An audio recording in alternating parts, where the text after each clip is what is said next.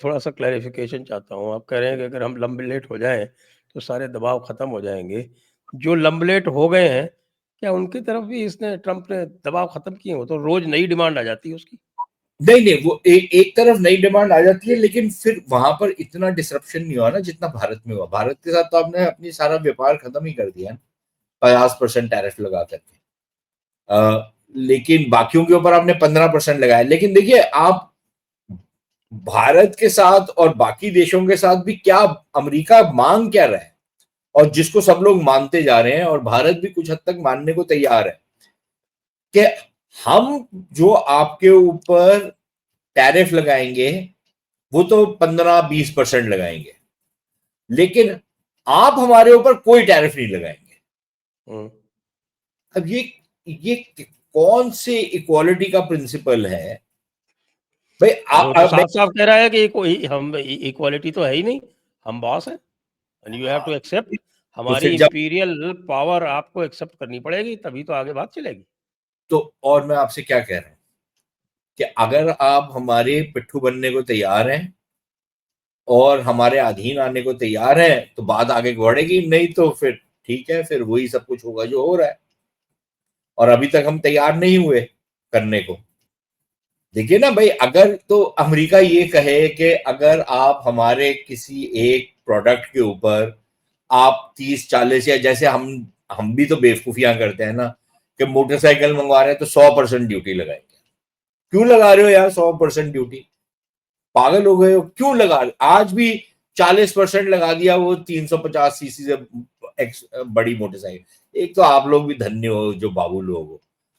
Anyways, वो 100% की हम ड्यूटी लगाते हैं। फिर वही और आप वहीं पहुँच गए। अब आप अपना जो है वो 2-3 साल का जो बाबू वाला जो आपका लेबल है, उसको आप इरेज़ नहीं कर सकते, ध्यान रखिए। नहीं कर सकते भाई। आपका तो 3 दशक का बाबू वाला लेबल है। आप it's same thing, once a babu always a babu. So always a babu. You are also a babu. लेकिन मैं तो क्रिटिकल साइड से आता हूँ ना। आप तो इस्टेब्लिशमेंट के फिगर है। यू आर मैं किधर से एस्टेब्लिशमेंट का फिगर हूँ? पूछिए एस्टेब्लिशमेंट से। देखिए, आप हैं डीप स्टेट, हम हैं ऑर्डिनरी सिटीजन। ठीक है ना?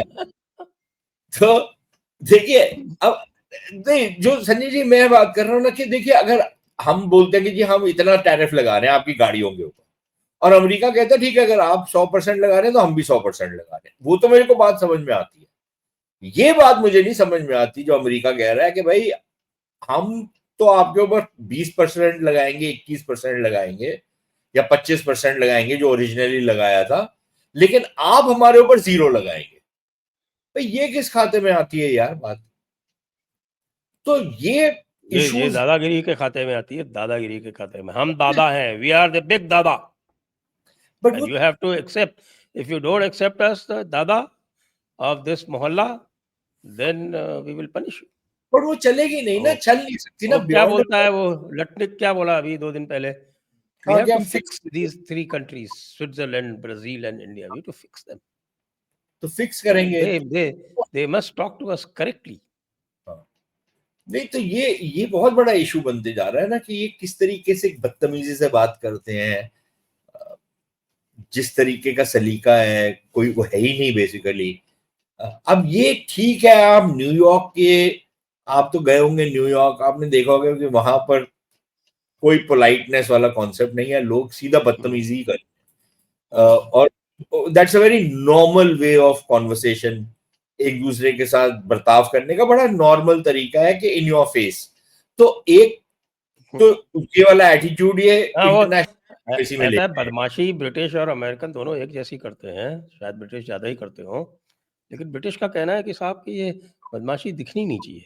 हाँ, हाँ, you should be absolutely correct and speak बड़ा करेक्ट क्वीन्स करीब इंग्लिश। होके, हाँ, और बड़े तरीके से वो जो बोलेंगे उसको बड़ा ट्विस्ट करके, अंडरस्टेटमेंट करके आपको पेश करेंगे। आप भी समझ रहे होंगे यार पता नहीं बोल क्या रहा है, क्या बोलना क्या चाहता है। और they always leave Regal room for themselves. ऐसी चीज बोलेंगे कि उसको 3 तरीके से आप इंटरप्रेट कर सकते हैं, हाँ, ना, या पता नहीं।